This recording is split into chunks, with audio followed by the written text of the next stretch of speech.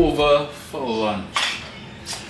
And you probably don't need a video for this, but I've shared so many of these sort of leftover type videos. I thought, why not? I'm gonna go make some lunch, and I thought I'd document it and share it. Maybe you're gonna run into the same sort of situation where you have some smoked herring, or we say smoke herring, and in there, after it's been processed, which means it's been cleaned and it's been soaked in boiling water to take off some of the salt and the smokiness and stuff like that, take out the bigger bones, and then you would add onion, scotch bonnet pepper, black pepper, what else is in there, tomato, garlic. If you want to add some fresh thyme in there, you can do that. Some scallion, you can do that. And then you just pour some hot oil or chunkate, and that's what I have here. This is from last night's dinner. I'm gonna sort of reuse it now for lunch. So I have that leftover smoked herring, and the smoked herring recipe is available at caribbeanpot.com. And I have some white yam, not that stuff you all call yam in North America, which is typically sweet potato. It works with sweet potato as well. I have some leftover white yam, and I believe this one here is an African variety that we get here in Canada, the Asian markets of all places. So that it's been boiled in salted water, and it's just sitting there now. So too much for me to eat last night, and even here it's too much for me again. A couple people, maybe 3 people will be able to eat from this once I redo it. And all I'm going to do is cut this up into smaller pieces. Like this is the quickest knife I can grab there. If you know, you know. And all I'm going to do is give that a cut into small pieces like so. So maybe about 1 inch to 3/4 inch pieces. I'm going to go ahead and chop that up. And I'm also going to employ the use of some cabbage, just because I want to change the whole texture. I ain't trying to eat the same thing I ate last night, trying to make it a little bit different. So changing up a little, couple ingredients in there. So if you want to put some zucchini in there, some okra in there, all those different things, bell peppers, you can as well too. I'm going to keep it simple. Everything that I have here, along with some cabbage. Medium flame. You'll notice there's no oil in the pan whatsoever, but what I will do is add the prepared smoked herring from last night. You can see there's quite a bit of oil in there, and I used olive oil. You can use coconut oil if you wanted, or vegetable oil, however you like, or how your mommy taught you how to do it. So maybe it's granny, maybe it's your uncle, maybe it's your daddy. I ain't trying to bring this whole masculine and feminine and everybody else into the game. I'm just saying, if that's the way you grew up doing it, do it so. What I'm going to do is bring that up to temperature, and once it warms through a little bit, we're going to go in with the cabbage. And I have here about 2 to 3 cups of chopped cabbage. It's been washed and everything else, and I'm going to add it to the pot. And I've got a little sizzle going on, so this is when we're going to go in with that cabbage.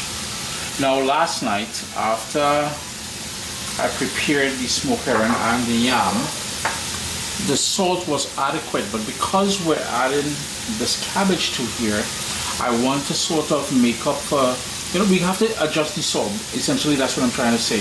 I'm trying not to be too heavy, and I like using sea salt. So in goes that salt, being very gentle, because I'm not trying to make a bigger mess. That's what's already on the stove. I am famous for making a mess on the stove, and I'm not trying to go that route today. All we want to do is to soften up this cabbage, just to soften it up a little bit. And by adding the cabbage, you sort of, you stretching the dish for a bit more people. It is what it is. And cabbage is a very cheap way of doing so, by adding more to a dish, by adding a different texture and flavor. Yeah, cabbage has flavor too. And all we're going to do is give that another minute, and then I have the chopped up yam. That yam is going to go in there. We're going to stir it. We're going to turn the heat down. Actually, I'm going to turn the heat down to medium low now, because I don't want to burn anything. And we're going to put the lid on and let that steam and all those flavors come together via the steam to warm through the yam and to pull all those flavors together. I'm not sure if I've ever shared the sort of stewed version of cabbage with smoked herring. What you're seeing here, I've never shared. I don't think I've shared that recipe before. You can head over to CaribbeanPot.com and verify it. If I haven't, and you would like to see me do this recipe from scratch, because you can eat this with rice, with boiled green banana, with sweet potato, cassava, with rice, however you want to eat it as a side, you can make this and eat it. So if you're interested in that recipe, hit your boy a comment down below. In goes all of that chopped up yam now. Again, try not to land on the stove because Uncle Chris is not trying to clean that up. With that same gentle motion, I am stirring this just to coat the pieces of yam now. And if you want it, and there's already tomato in here, you can see the tomato starting to disintegrate on me, and that's tomatoes fresh out of my garden.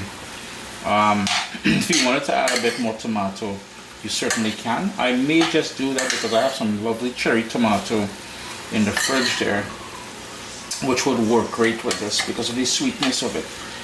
So I'll mix thoroughly. I'm just going to place the lid on there, and we're going to give that about 4 minutes on that sort of medium-low temperature to just warm through. Sup, soldiers?